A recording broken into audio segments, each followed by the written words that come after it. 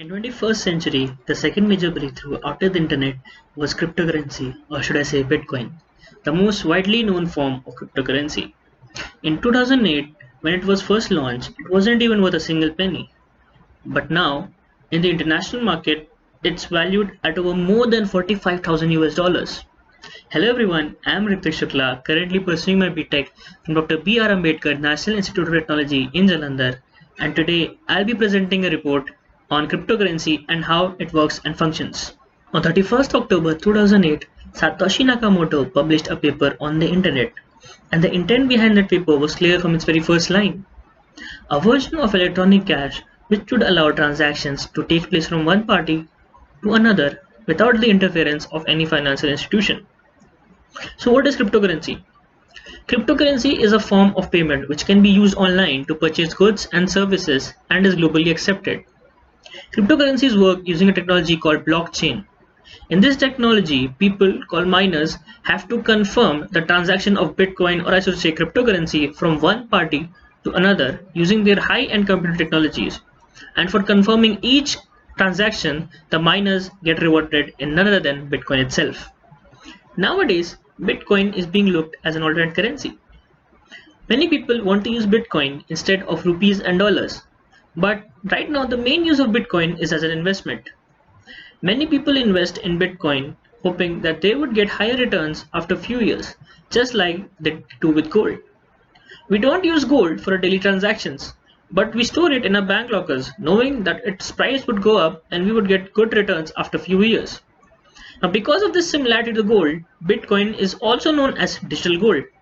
Now, just like any other investment, there are risks in investing in Bitcoin as well. One of them being that Bitcoin has no self-inheritance physical value and it is just a digital currency. Another problem is that Bitcoin transactions take at least 10 minutes to complete, which is very long if we want to use it for our daily transactions. Now, because of these issues, Bitcoin still is considered a very niche product and is yet to be widely accepted by the community. But there are many countries where people have started using Bitcoin to do hotel, restaurant, and bank transactions. One of the main use of Bitcoin in the international market is the foreign fund transfers. You see, banks take up to 1 to 2 days to transfer funds from one country to another, and they also charge a heavy fee on it. But using Bitcoin, these transactions can be done within minutes and we have to pay no fees. Now, because of this, when Bitcoin was launched, many banks and credit card companies were against it.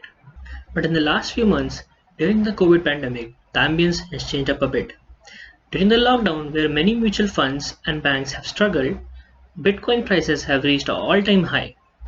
During 1st March 2020 to 1st Feb 2021, the prices for Bitcoin rose by more than 360%. World's biggest digital payment company, PayPal, even launched a crypto transfer feature.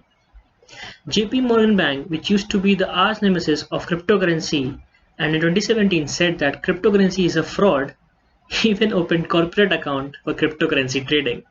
So people have slowly and steadily started to accept cryptocurrency around the world. But what about India? In India, there has been a change in attitude towards cryptocurrency, and people have slowly started to accept it. But things were not easy for the cryptocurrency investors in India in the beginning.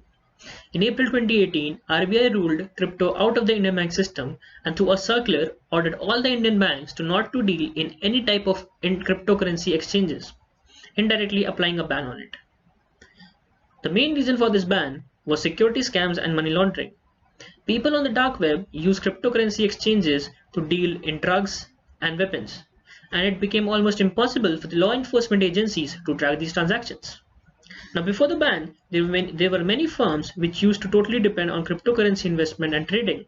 And the people who used to run these firms had no other source of income once this ban was implemented.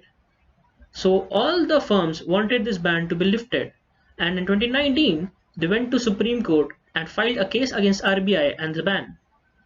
Finally, on January 2020, in front of a 3-judge bench, the case was heard and Supreme Court gave the verdict that the ban was unjustified as RBI was unable to prove if the ban had any negative effect on the Indian economy.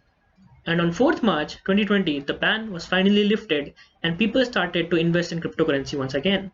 Overall, we can say that in the financial future, cryptocurrency will play a very important role. It is yet to be seen if cryptocurrency can become a medium of exchange or will it remain a store of value investment. Whether we can go to a general store and buy a loaf of bread using Bitcoin, or this would never happen.